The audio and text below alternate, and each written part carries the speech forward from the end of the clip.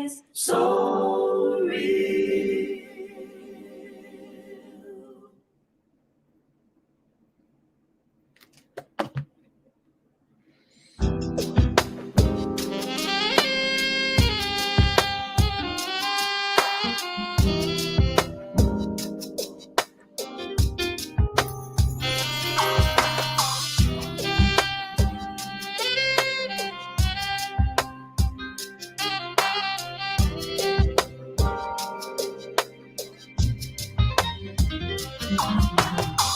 When I close my eyes and think of what you mean to me, I'm in awe of your sweet love. You're so real to me. How do you do so many things that make me smile? I love the way you care for me. Yes, I like your style. I like to be so empty without you. I need a love like yours to see me through. I like the way you make me, mold me, shake me, hold me so real. Real, real, real, real, real, real.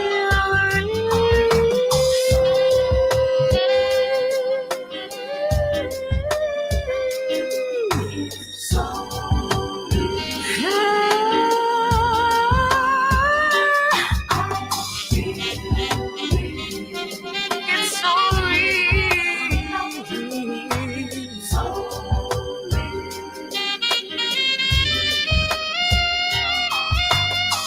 true love can only come from you and only you. And you, yes, only you can do the things you do. This kind of love I feel makes me want to sing this melody of love and all the joy you bring. I would be so empty without you. I need your love to see me through. I like the way you make me, mold me, shape me, hold me.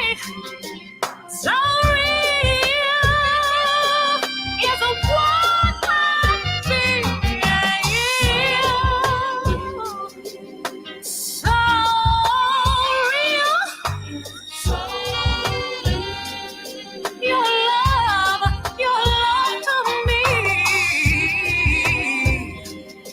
is what I feel. So yeah, yeah, yeah, yeah. Your love to me is so. It makes me feel so real, so real, so real.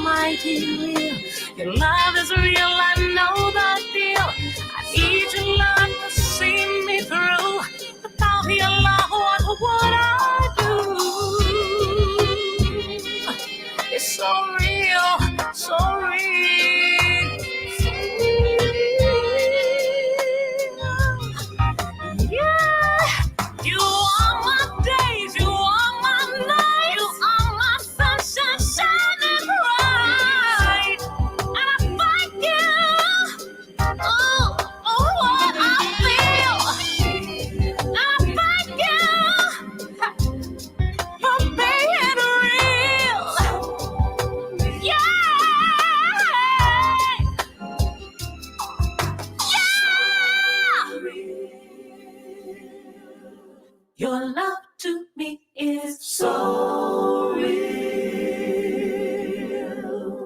What I feel real. Your love to me is so real.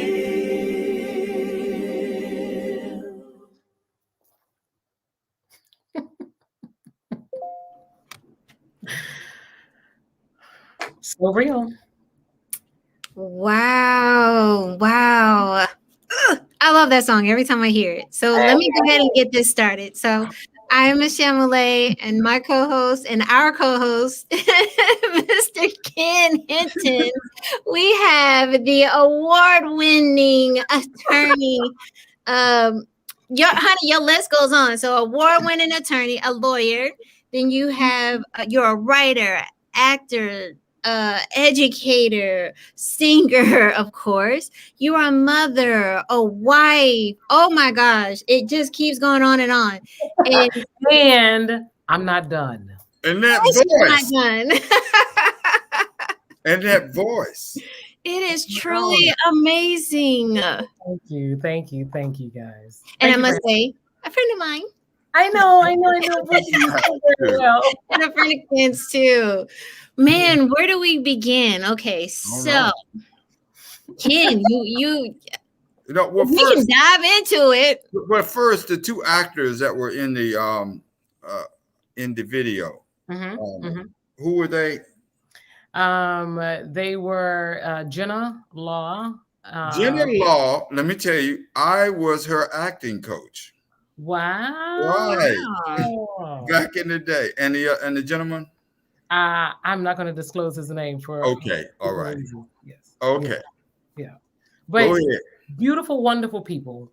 And just the whole point of us talking about theater tonight, it was important to me when I released that video, which was for my first album, So Real, that we included actors in it and not just me, if you were acting it out, because that's the element, I think, of storytelling that is very powerful, especially when there are no words to what they're doing. Absolutely. You have to depend on their emotions and their smiles and their movements and everything else. So, yeah.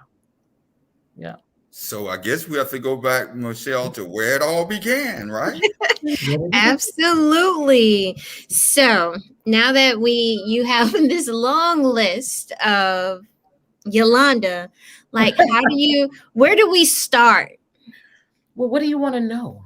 Okay, so here's my question. Like, how do you balance life? So I don't think that life is something to balance. Okay. Life is something to live.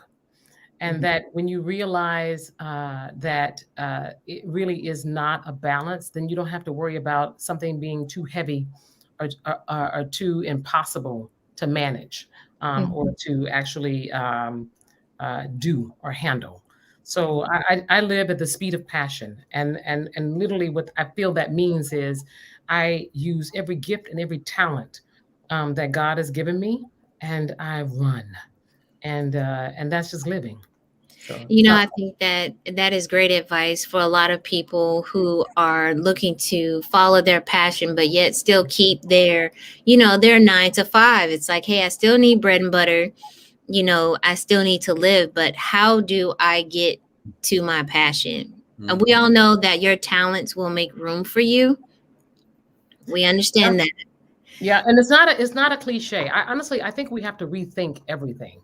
Right. We've been told in this world that the only way you live or are supposed to live is if you get that job, that 9 to 5.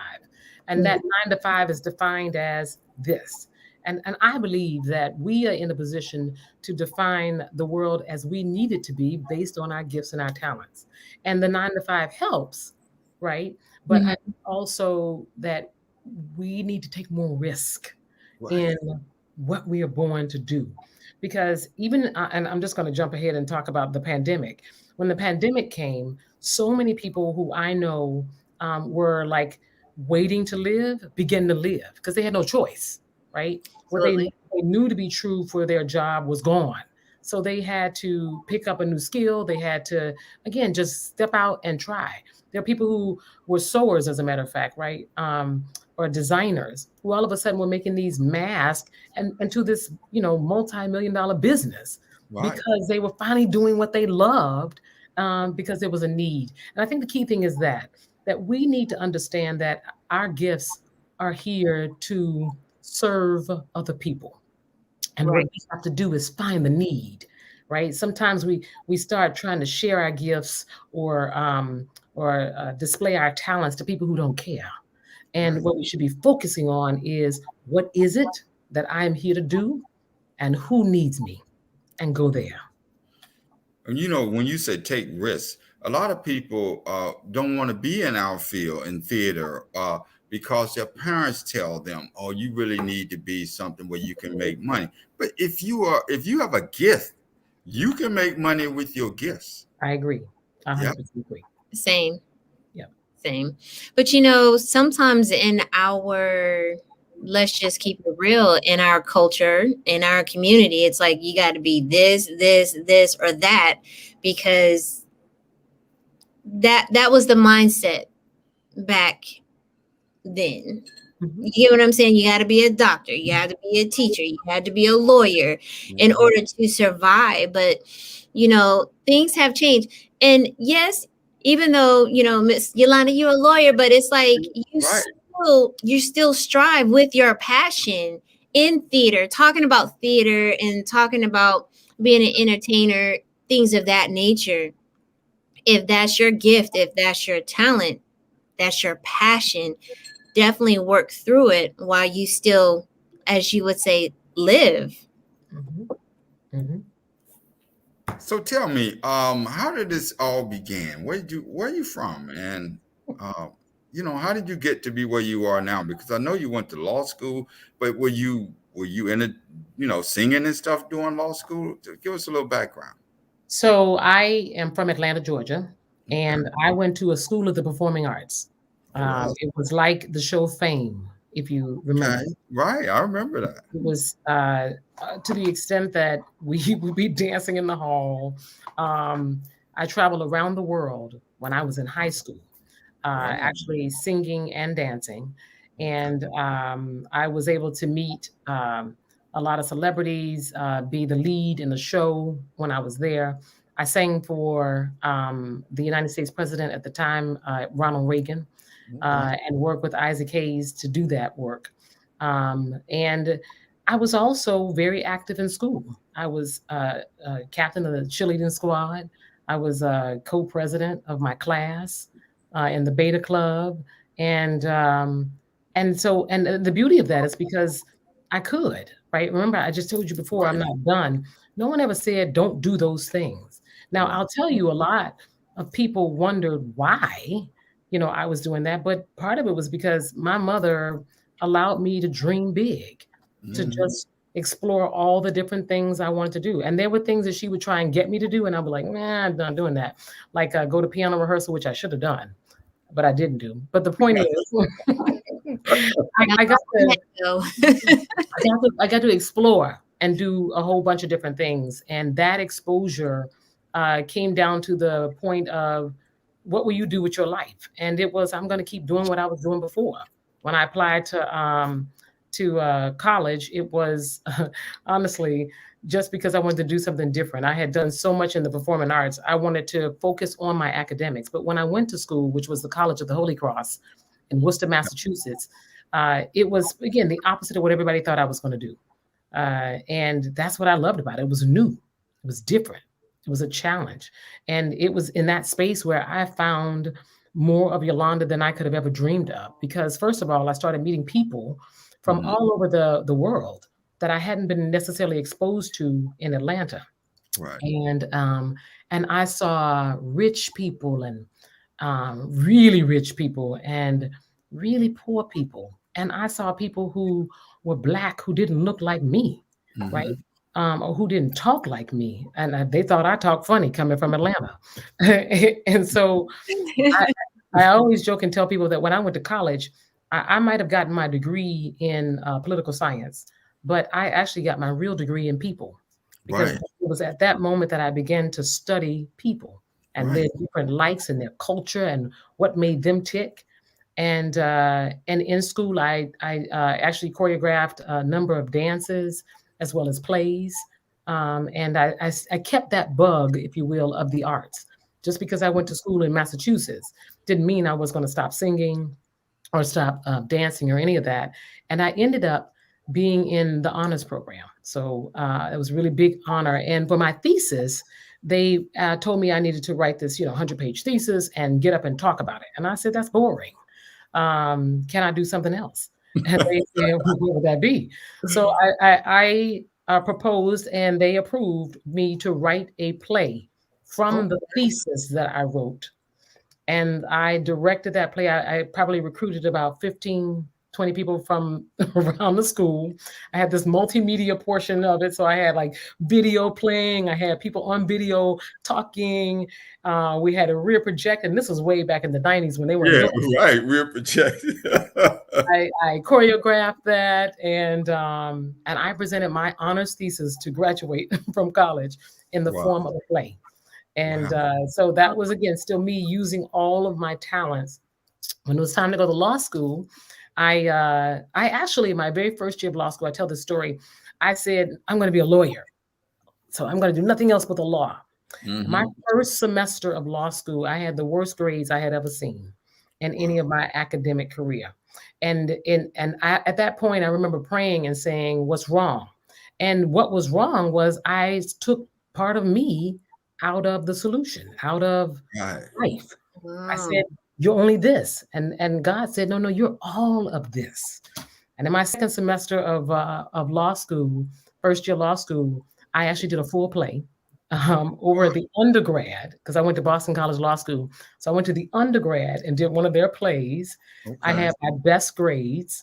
And then during that time, I actually sang in a group. We called ourselves the Wandering Mistrials. We would walk around. We would walk around in law school during the holidays and during break to relieve the stress of people. Right. So to make a long story short, I kept the arts with me from high school to college to law school. And when it was time for me to move to North Carolina for my job, I think maybe the very first year I was very low key. I didn't get involved. And that was because I got married. Right. And one of my best mentors said to me, your first year of marriage is sacred. And so it's when you establish your relationship, it's when you establish what works for you, what doesn't. And also you're trying to figure out your mate. So give it that air. And so probably on the 366th day, I was auditioning somewhere. And I've been doing it ever since. Well, and I'm still happily married. Yes. Recently celebrated an anniversary. Yeah. 27 years. All right. Congratulations. Yes. And happy anniversary. Thank you. My frat brother, Moses Green, is watching, and he said great wisdom. So, but see, me and you met when we both were on the board at the Raleigh Little Theater. That's right. Talk about that experience a little bit.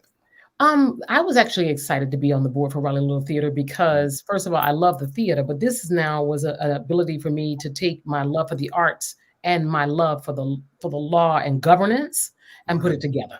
And also, I felt, although probably not as significant during then as it is now, that as a Black female, being in charge of, and I should say I was the president at the time. Yes, that's right. But as a Black female being in charge of this, like I think it's the oldest theater in Raleigh. It is. Theater in Raleigh. Mm-hmm. That was like a big deal, but it wasn't a big deal then. But in my mind, it was, I have an opportunity to leave an impression. That's good. Right. So I took it serious and, was pushing for the diversity in the plays that we were doing then that next year, making sure that money was balanced, making sure we were getting the right people in space. So I really enjoyed that time. And I love working with you, King, because I remember you were very passionate. That's what my students say now. Professor Hinton, you're so passionate. But, when I was there, before I was up for a Canty Award. I didn't win it, but for Dance on Witters Row. but that's when they asked me to be on the board, and that's when I met you. But those were great times, going to all the shows and reviewing the shows, and that was a great time. Yeah, it's a great theater. I had an amazing experience. As a matter of fact, because before I was on the board, I actually was in a play, and in the first play I did, I won my Canty Award. And what was the play? Was that Archie and Mehetabel? I played the part of Mehetabel. Mehetabel, okay. And it actually was on Broadway, or at least off Broadway. I know the plot was played by Eartha Kitt, and it was also played by Carol Channing. Okay. And when I first went, so this is my story about that. When I first went to Raleigh Little Theater, I was told as I was coming into the room, I was not going to get the part. I was told that the part had already been precast. Wow. And that if there was really no other part for a female, or there were other parts for a female, but I shouldn't just bank on this part. I'm going in for the lead. Right. I'm going in for the lead. And I had gotten that year. Honestly, I almost felt like Eartha Kitt was saying to me, "Darling, go get the part." So I started in my mind. I started saying, if Eartha Kitt was doing this, what would she do? How would she do this? Right? How would she spin this? Because everything in that theater at that time was white. So if they were thinking this is precast, then I'm going to show them exactly what this Black girl is going to do and how it's going to be different. And the long story short of it is I got the part. That's right. And I overwhelmed them. You overwhelmed them. It wasn't ready.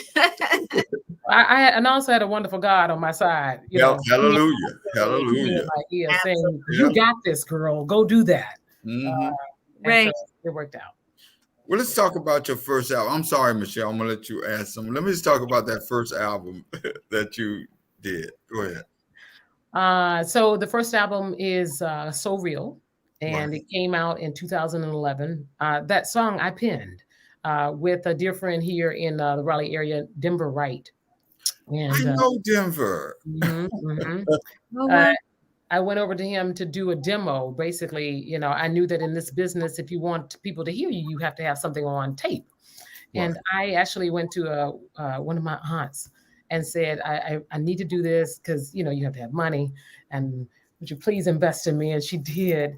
And that inspired me, believe it or not, to write, right? It wasn't just, let me just go in and sing somebody else's song. Let me do something new and original if we're going to invest and do it the way we want to do it. And I told Denver that the first song I wanted to write, I wanted to be a love song. And I wanted it for my husband, but I wanted it for anybody to be able to express. And so let's make it broad so that you can interpret it to be what you need it to be. And then we started singing So Real. It was fun. It was a lot of fun. My first collaborative experience. And that song is still being played on the radio. Right. And, right. And a blessing. So, yeah. So, so many talents, and I definitely want to get back to that because you are a very talented woman. So my question to you would be, like, what was your first love when it came to your talents? Like, which one came first? You're like, hey, I can do this. Oh, I like this. Oh, it felt natural and you just fell into it. My first love was tumbling.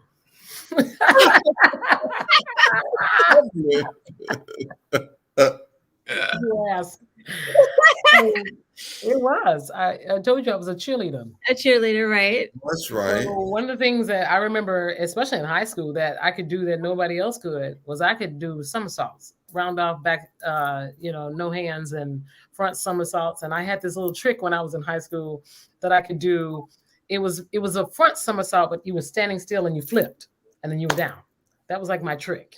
And so tumbling, it was my first gift. I mean, there were many other gifts, but that was the one I loved the most. So you would always see me doing walkovers and back walkovers, and I could all walk on my hand for a long period of time. So tumbling. That's interesting because I know what that feels like. I was a cheerleader, so tumble classes was everything. especially when you get height and stuff. Yes, so I understand. And listen, it comes back to me today. Maybe not recently, but there was a show I did. What was it called? Violet, the musical. And I played the part of Lula, the what do you call it, the soloist. And Lula used to go crazy, or if she chooses to. Of course, I chose to go crazy. And one night, I was going so wild, whatever was going on, and I don't know how it happened, but I fell. But in the process of falling, because in theater, no one knows you fall. Right. In the process of falling, You went into a handstand. Girl, and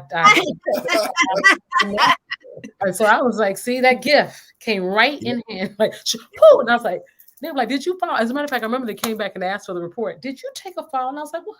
What are you talking about? No. It was all part of the show. Yeah, it was planned. Wow. That is interesting. And the fact that I knew what you was doing. Trust me, I think I would have done the same thing. So I will say the very first time that I met Miss Yolanda, I was part of the board of NCPC, the North Carolina's Presenters Consortium. So we was having an interview, and this beautiful lady comes in and it's just like, she's just like, I got this. So my name is Yolanda. She gives us this sheet. She got this sheet hat on, like just the presentation in itself. And the first thing I saw, I'm like, she's an attorney and she acts and sings. Like, how does she find the time? Right. So even then, after that, it was, the North Carolina's Arts Council. So I was talking to one of the colleagues there, and it was like, hey, we want to do Nina Simone. So I was just like, oh, okay. So this is the No Fear and Blues Long Gone. It was like, yeah. So we're all excited. And it was like, yeah, it's with Yolanda Rabun. And I'm sitting there like, shut up. I said, yes. We don't need to go any further because I saw her there. And so tell us about that, because I'm gonna be transparent. I've seen, like different clips of Nina Simone.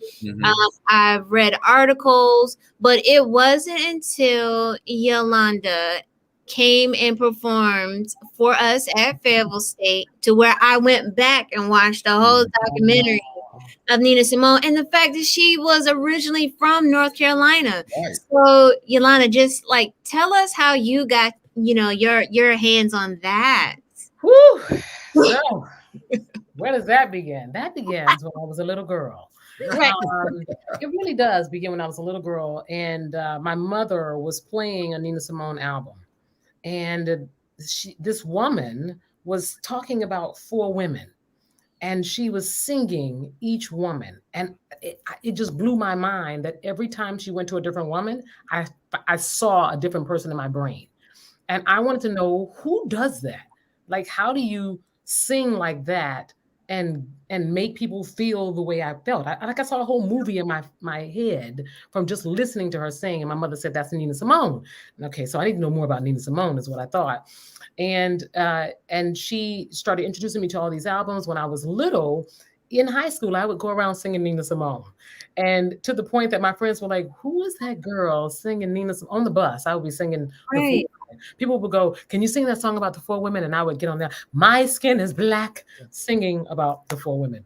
So that was Nina Simone. So then fast forward, and about, maybe about 7 or 8 years ago, Howard Kraft saw me in a play called I Love My Hair. And he came up to me afterwards and said, I need you to play my Nina. And I was like, okay. I mean, I was like intrigued. He said, no, really, you're the one, you're going to play my Nina. Now, at the time, I sang a little bit in that show, but not a lot. And I was thinking, okay, let's do it. It was for an exhibit that was happening at UNC Chapel Hill. And it was like we were like the play that he was writing, a really small play that he was writing for the exhibit. He found out I sing, and then there was music, and not a lot, but music nonetheless. We put the show up, It was sold out. It was free to the public, but it was to capacity, to the point that they turned people away not to come. Wow. And that was my first foray into doing a one-person show. But it was great.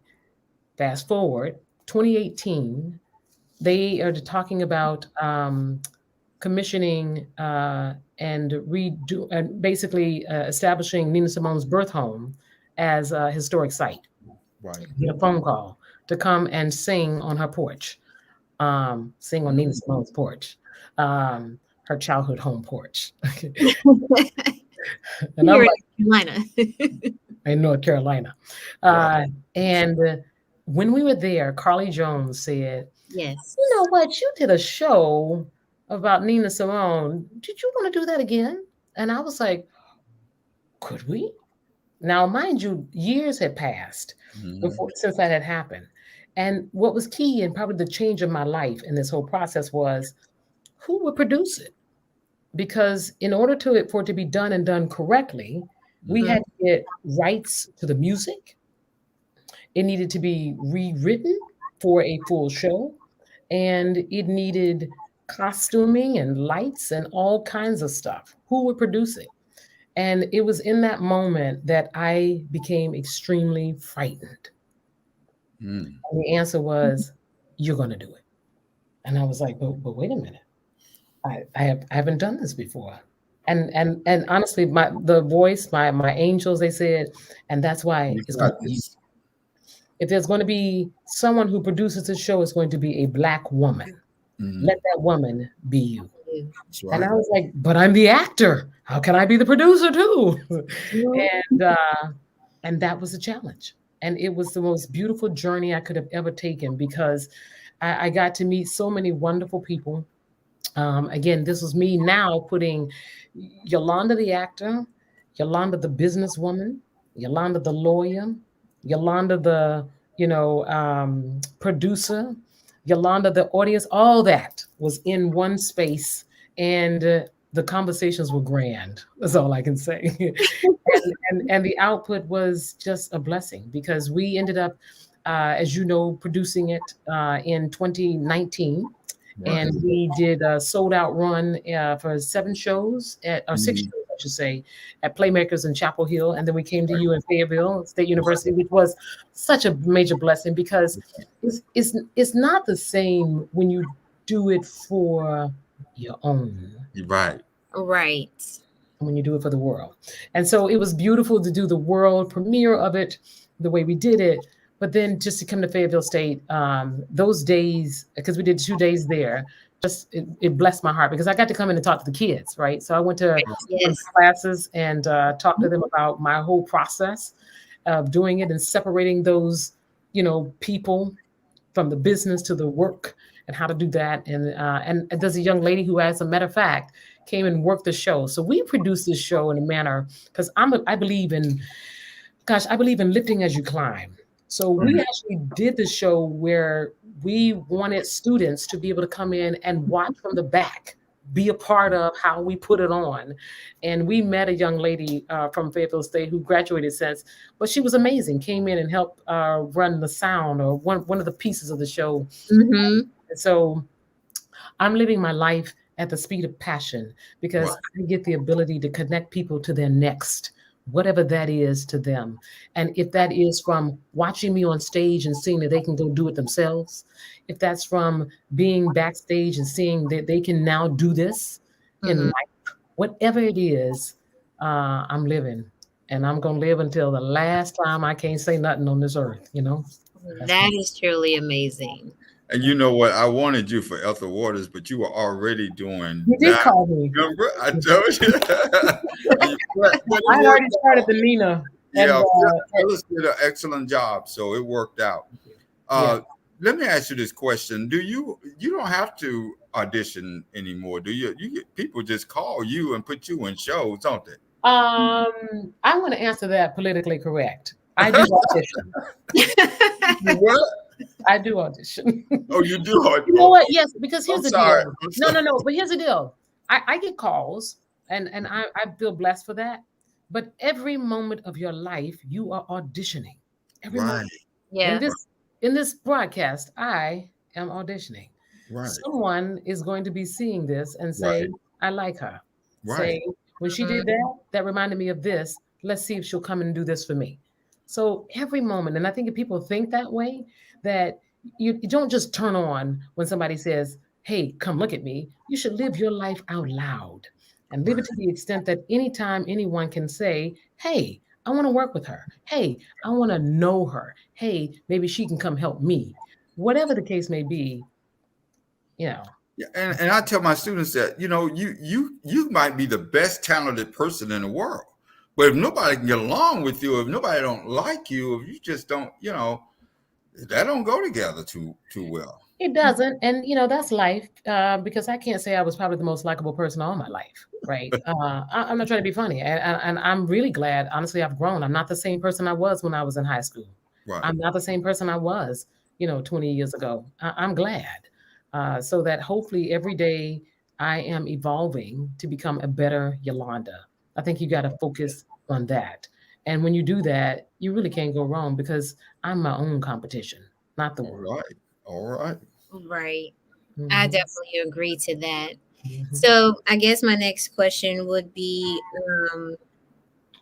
so now that you're still singing, are you doing festivals now that the world is semi opening up? Like what does that look like right now because of COVID for you and your performances? So my performances didn't really stop. Last year when COVID happened, I'm always dreaming. I'm always trying to figure out something to do. So my first foray into performance, because I really didn't want to do a performance from my office here. If I was going to perform Yolanda Rabun, I really wanted to perform. So I did a show at the Clayton Center. We did a Facebook Live show, as a matter of fact. It was really kind of cool because we're in the theater, the band is there, the cameras are there, and I can see everyone's comments. So I'm actually able to perform and talk back and forth. And so that was kind of cool. And then after that, I actually went in with Carrie Art Center, and we pre-recorded a show, which was very cool. But again, from the stage with the full band live, and that kept me, if you will, out and doing things. And then I just so then in 2020, I was dreaming of one of my shows that I have been wanting to do for a long time, and that was my love letter to Gladys Knight. Oh, And at the top of February in 2021, when we were kind of still heavy in COVID, we did a hybrid show where people, I think they allowed 25 people in the building, and Okay. then it was streamed. And it was the Neither One of Us album that basically introduced me to Gladys Knight. And I did a full, wonderful show with three pips. With three pips. three pips. Oh yeah, it was four actually. It's actually Right. more than four pips, but Yeah. because I know that. But we had three pips, and they were amazing, wonderful, full band, and that was again a live slash hybrid show because again we had 25 people and then it was streamed. And then since then, I have traveled. I went to Asheville, North Carolina, did the Wortham Performing Arts Center. I did the Apex Amphitheater, and I'm getting ready to go to Ohio Right. in a month. So I'm still rocking and rolling because Yes. the pandemic is what we call life, right? Right. So when things come your way, it doesn't mean you stop. Although I respect those who did, Right. I just was blessed with the opportunity to keep rocking and rolling. So would have an opportunity to keep rocking and rolling as we see. So what would be some of the things that you would tell our audience about, like, do you have a manager? And what can you do if you don't have a manager to put yourself out there? Okay, so I am my manager, and I am my manager mostly because uh, I have I'm a learner. I'm a learner. I read a lot. I watch a lot, and I've seen everything that goes wrong with people who are managed by others. Now, let me say this: I do have a council of people who advise me. So Okay. while I manage myself, I do have people who I seek for advice and direction. And, and I think that's where you start for people who don't have a manager. You should have a core set of people who can speak into your life and give you advice on what they have done or what they know people have done. If you're not talking to someone directly who is actually in the business of managing someone, and then use that advice to see how to shape your career, how to shape your direction that you might want to go in. A lot of people might not want to manage themselves, but given the I'll say it, multi hyphenate life that I live, uh, I am probably going to put more emphasis and protection on certain parts of my life that others won't care about. So if my family needs me here, I don't need you telling me I better show up somewhere because you know what, my family over here needs me, and you're gonna get your feelings hurt. So Right. I'd rather hurt my own feelings than to deal with somebody else who may have a hissy fit because they're depending on me to make a dollar, right? So, Got you. yeah. And So so the ways of, putting yourself out there, do you rely heavily on social media? For what? Like for just your brand, pretty much. I do use social media, and I like social media for the purposes of people knowing what I'm doing. As a matter of fact, I shared what we're doing tonight on my social media page. So I do think that social media has its place. But I don't live for social media in the sense that my success is determined by how many people like a post that I'm in or how many people right, decided to view something that I have done. And the reason is because I believe that my gift is for those who are, gosh, how do I say it? Who the gift was designed to be, it was designed to be shown to. Like I don't get upset if I go to a show and 10 people are there, or 3,000, right? I don't get that hype. People will see me. I just did a show. I just sang at the Coca booth, right, for the 4th of July, and the North Carolina Symphony, and the crowd was voluminous, a lot.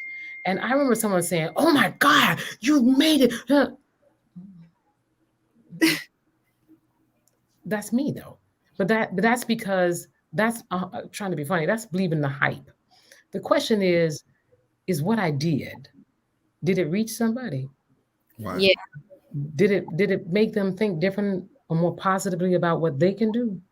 Did it touch their heart and remind them that they have reason and purpose? If I did that, I'm good. And I don't do social media is, it could set you the wrong way to think, oh, Right. people don't like me because Yeah. Yeah. Well, let's talk about Smoking Joe Cafe because I love that show. I came to see you and you had fun that night.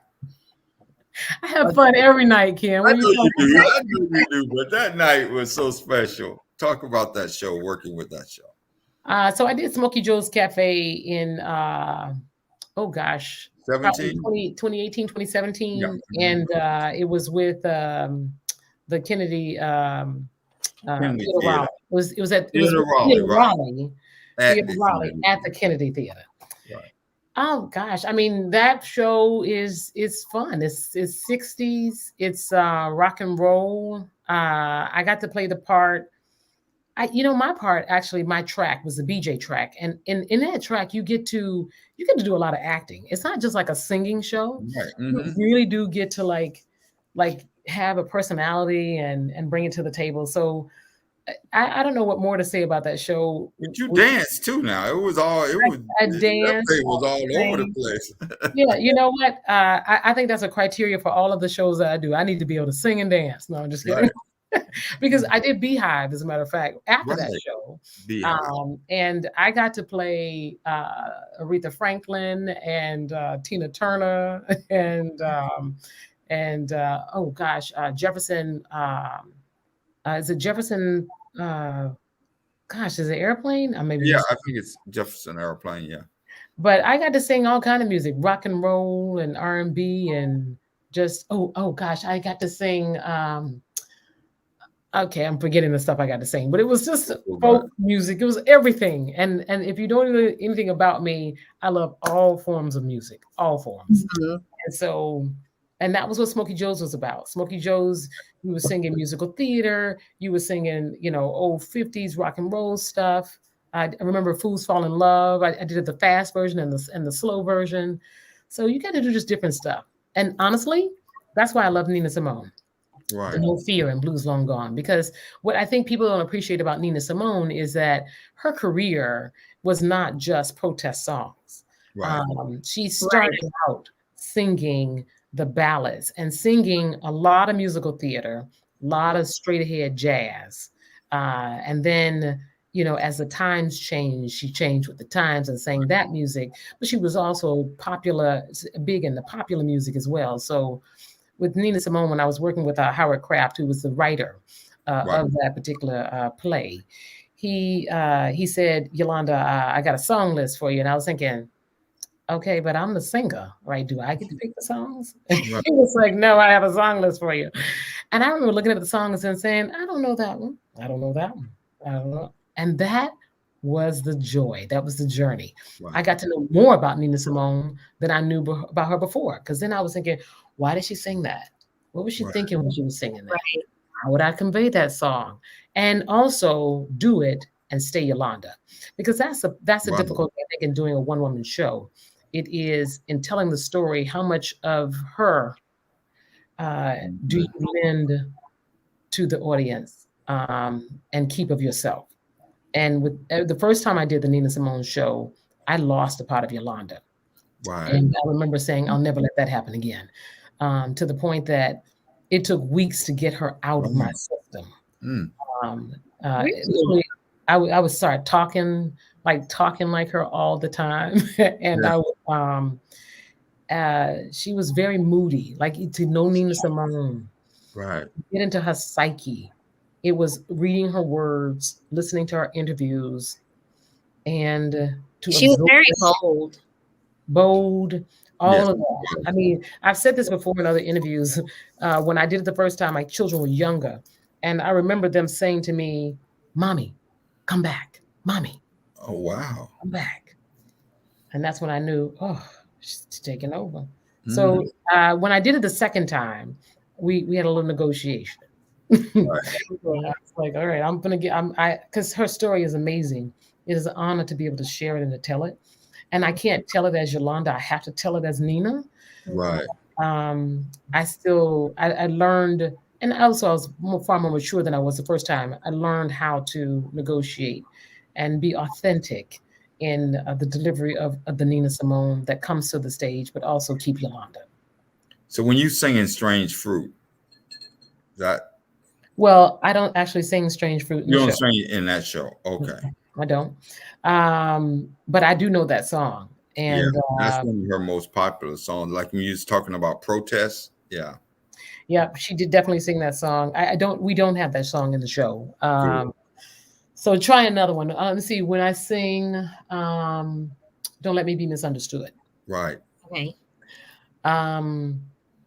There was a lot going on in her version, if you listen to it. And when I sang it from a perspective of exactly what the song title is. Don't let me be misunderstood. You've seen all this stuff about Nina Simone, but you don't really know me.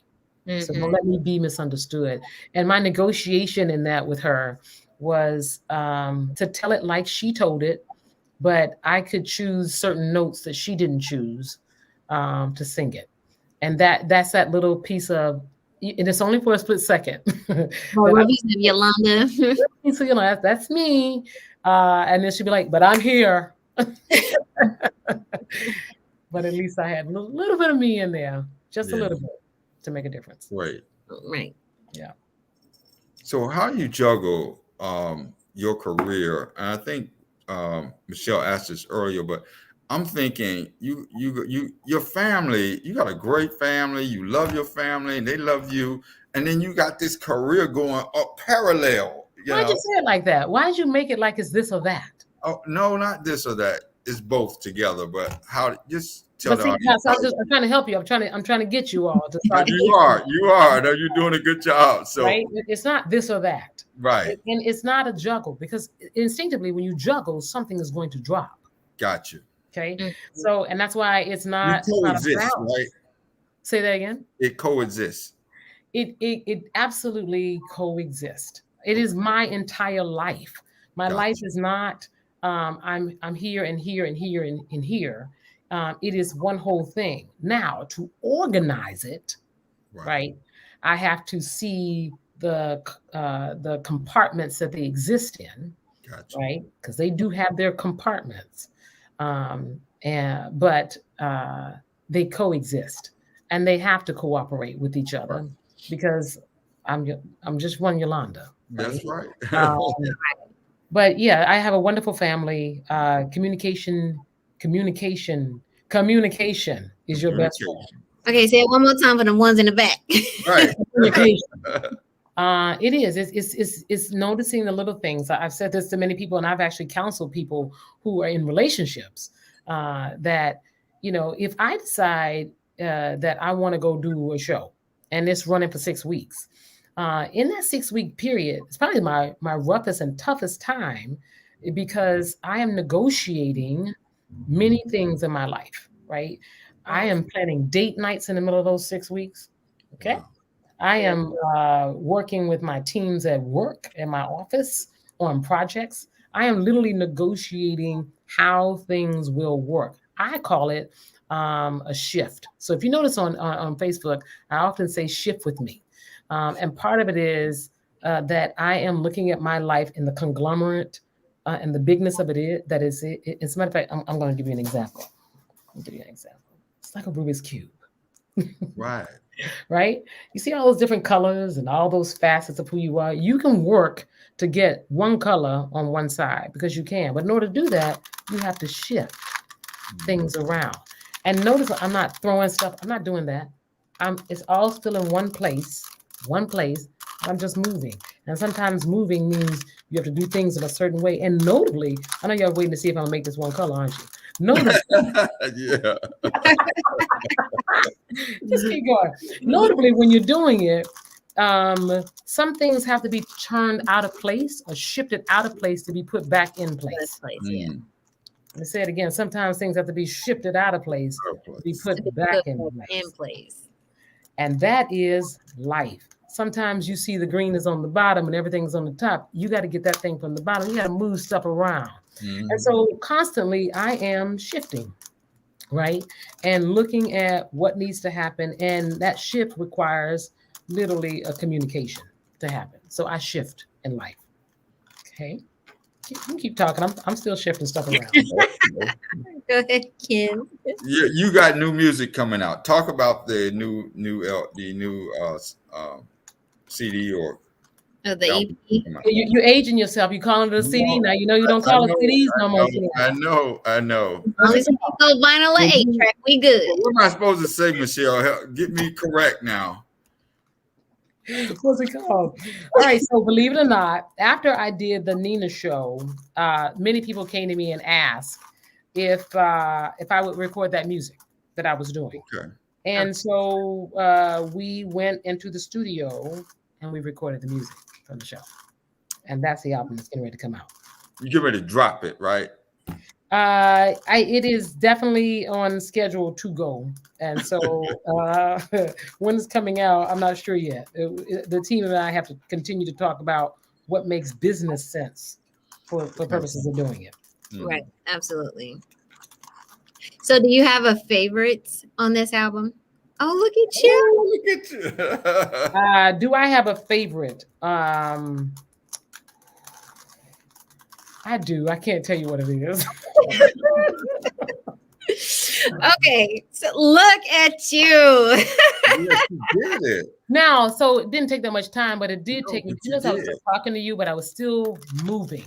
Right. And so when people look at me and they say your life is busy, and what did I say before? I'm not busy. Right. I am optimized. Optimized. I'm taking all of the things that are available to me, and I am shifting. And what you see it's the movement. And so you're thinking, wow, she's busy. And some people will say, do you ever have time to do whatever? And you don't realize that I'm moving. My entire life is still moving. So that while this is one color, eventually all of them are going to be a solid color because I am constantly moving to make it get there. And it's my choice when they become the same color. Mine. Right. And notably, there's beauty in this, Right. all of that, because that's all of me. Oh, And I think people have to get comfortable with the idea that you don't have to be perfect and you don't have to be, all colors a certain direction. No, this is who I am. This is the beauty of all of Yolanda, whether she's singing or she's acting or she's lawyering or she's being a mother or, a wife, a daughter, a cousin, all that stuff that is me. that's And I'm right. not throwing it up in the air. I'm just simply shifting to allow them to meet and do what they need to do. Oh, wow. So Yeah, I got the notes. we're coming up on the end of the show, but can you drop some wisdom for us to young actors or young Absolutely. musicians or who are trying to be successful? Just give them some kind of Like 3 points. yeah. So I'll just repeat what I've just said. Live your life at the speed of passion, which Yeah. means don't allow the world to tell you how you should do you. You're in the best position to do that, and do it unafraid, and do it at the risk of being great. Let me say that Wow. again. Do it at the risk of being great. Shakespeare says that some are born great, some achieve greatness, and others have greatness thrust upon them. Right? Let this be your notion that if you haven't done it yet, you hadn't thought about it doing it before, go live your life. That's right. Take the greatness that it is. See, God doesn't make any mistakes. Out of all those people who you think are knuckleheads and ain't got it right, trust me, there's greatness in them too. That's And we right. just have to be willing to embrace it and take it and run. And then I would say, because that's probably more than three things, is to shift your mindset to know that you can do anything that you put your mind to. That's right.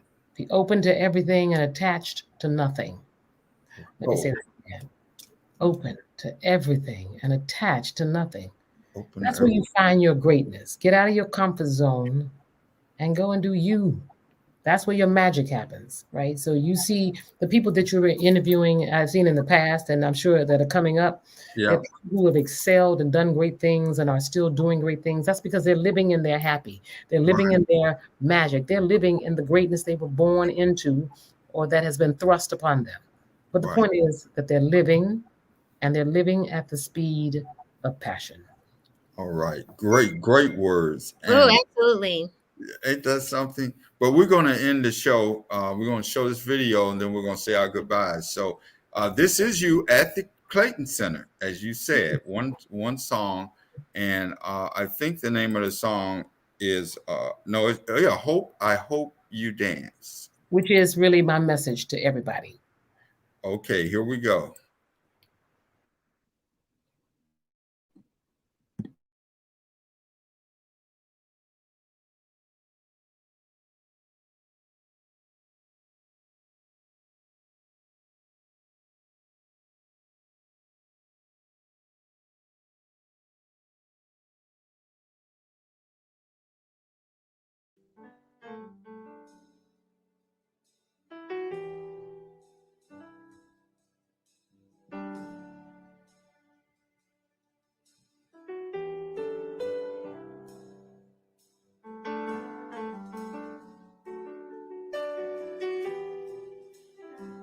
We're doing audibles over here.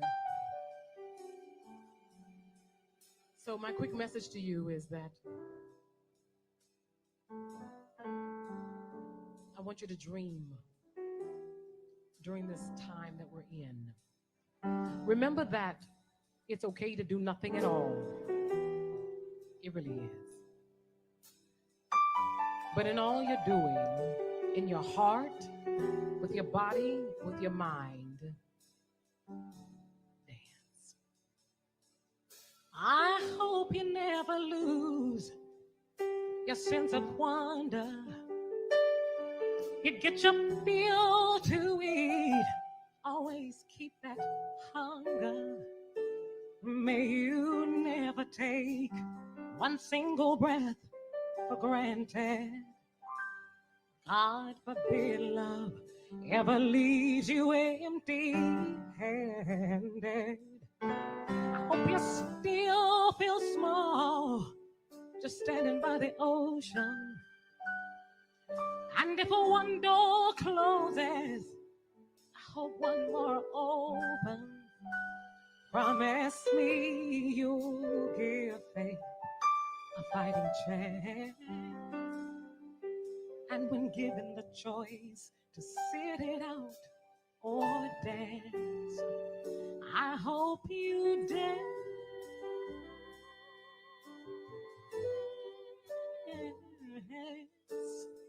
I hope you dance. I hope you never feel that mountain in the distance. You never settle for the path of least resistance. Living might mean taking chances that were taking. And loving might mean a mistake. It's worth the making. And don't let one helping heart leave you bitter. If you come close to selling out, reconsider. Give the heavens above more than a passing glance. And when given the choice to sit it out or dance, I hope you dance.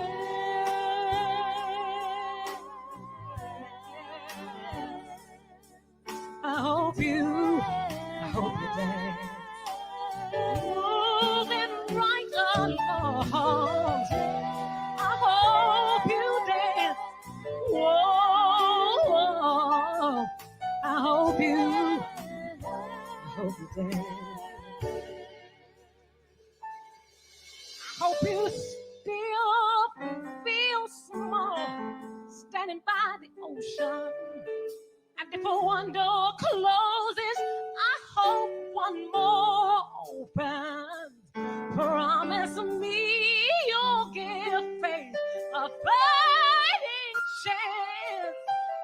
And when given the choice to sit it out or dance, I hope you dance. Whoa, I hope you dance. Moving right along, I hope you dance. Whoa, I hope you dance. Don't you know that time is a wheel, it comes in motion, always rolling us along. Now tell me who wants to look back on their life and wonder where the years go. Yeah, I hope you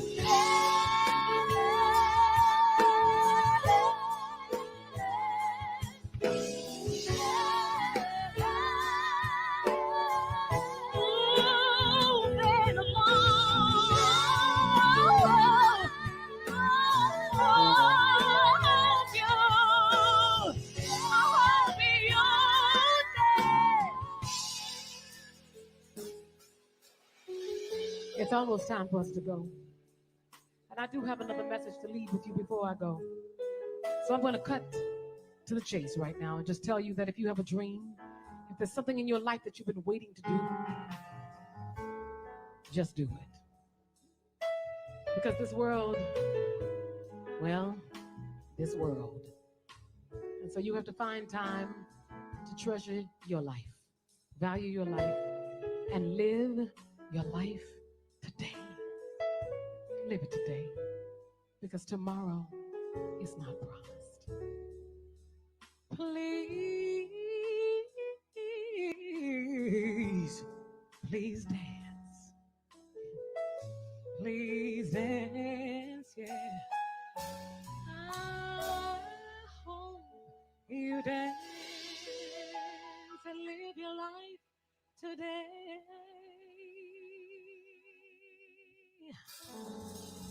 I hope you dance.